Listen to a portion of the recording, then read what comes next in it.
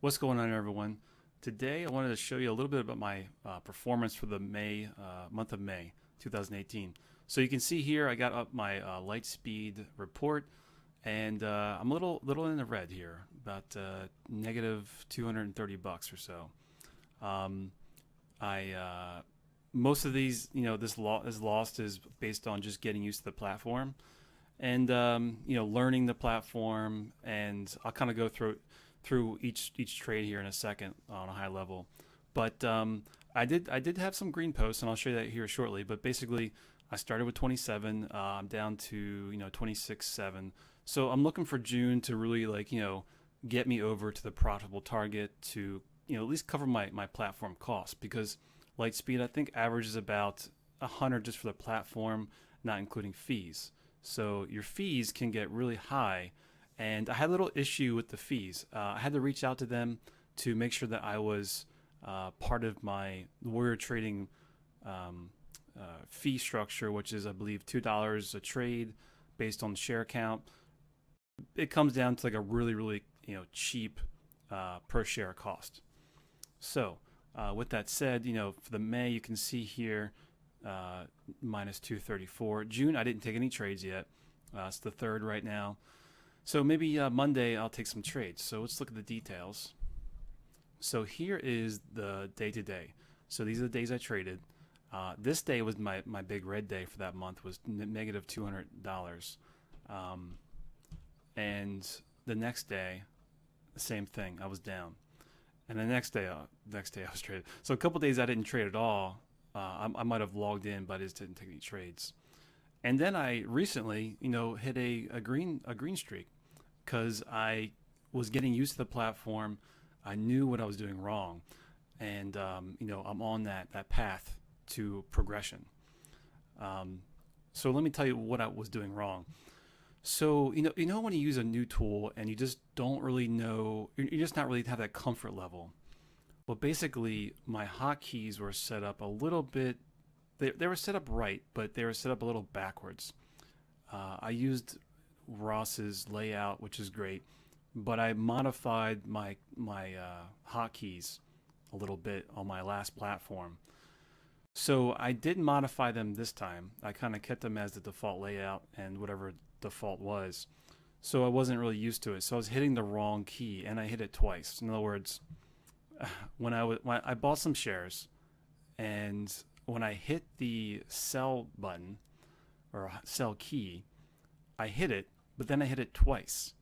So what happened is it failed, and it put me on a short position. So I was short, and then I had to cover, and basically it's not something I want to have happen again. So in my hotkey setup, there's something called post closeout position. In other words, if you hit the sell key and you don't have any position size, it's not going to execute a short position. It'll just say 0. For some reason, my hotkey was set up for something else. So of course, when the stock went back up on the momentum, I had to luckily I was able to get out.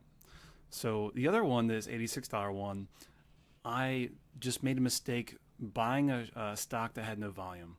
And I think I did it because I was trying to test out some keys and the platform, but didn't realize that my size was actually going to make it that much of a cost. Because basically the bid I thought was at 1 cent difference, and somehow it dropped at that point in time and ended up costing me more than I really planned on. This $54, I think it was just a bad execution time. I got into the trade a little bit higher than expected, so it wasn't moving. And overall, these 3 trades, really choppy month. I mean, if you're looking and you follow some other YouTubers, they'll definitely tell you that, hey, this has been a really bad end of the month. I mean, the last couple of weeks of May have been just brutal. If you look at a couple of YouTubers, even Ross recently, a couple of days ago, posted on Friday he's had a $16,000 loss, and that's probably one of his biggest losers for the year.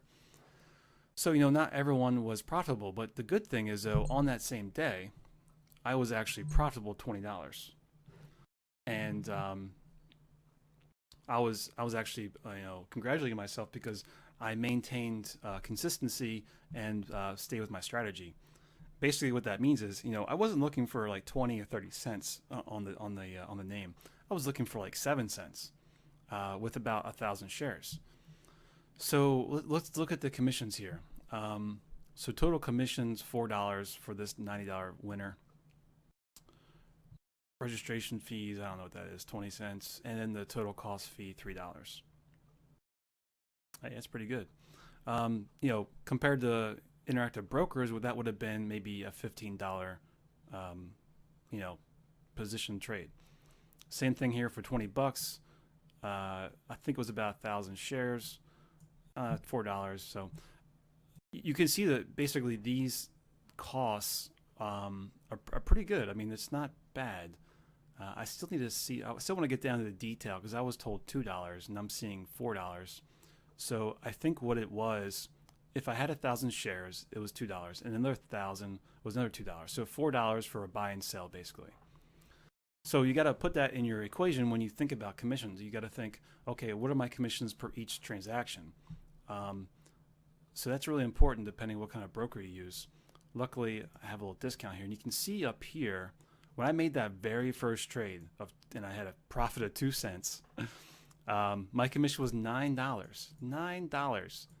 I only traded one share. That was my one share, but I got charged $9 for that. Now, if say I had 1,000 shares, of course that would be more expensive because then you're paying per share. But just to make the transaction, it was $9 buy and sell. I thought that was high, so I reached out to Lightspeed and they fixed it for me. It looks like it's working right around here. So I'm gonna keep an eye on it and notice my fees, because there's one thing you got to remember is not just total fees, but also how you're making your market order, or not market order, but how you place in your order. For all these trades, I was using a direct route to NASDAQ because there was a rumor that basically some other direct routes weren't working, like BATS. There was a notice that it wasn't working, which some of us use a lot. I haven't switched to BATS yet, but one thing I do want to try is actually the smart Lightspeed route. Supposedly that's faster, but we'll see. Maybe it's cheaper. I don't know. I mean, it depends on what kind of profit I'm looking for. If I am trying to sell and I want to get the best execution, then definitely I want to use the fastest route, right? So I'm going to do a couple of things. I'm actually going to try and sell position and buy a position on the smart Lightspeed and look at watch the differences. And from what I used to use on other brokers, the routing tools, is that when they have a smart route, basically it puts your order on multiple market makers, basically, where your order actually shows up on multiple ones, and then whichever one comes first gets it. Or they have basically some algorithm that's special to Lightspeed, which I'm sure they do, but they can't show details on it. But yeah, so here is my report. Just like some other traders, there's some other YouTubers. I think one I was following was Patrick Wieland. I think he's definitely shared his losses and his winners, and he had a recent bad loss too. And we all have those days, and we all have to recover. So I'll probably be talking a little bit about that in a different video. But I wanted to give you guys some feedback on my progress from the Warrior Trading review process, and basically my overall performance. So what I'm doing this year is I'm starting fresh. This is my new account. I'm not even considering my previous accounts. Those losses or those profits are out the door. Of course, without my tax exception, tax reasons, I have to take those into account. But I'm starting fresh. I have a new platform, new strategy, and so I'm going to be keeping an eye on these trades and doing these monthly recaps to kind of give you guys an update. So with that said, I'll catch you guys later, and have a good day.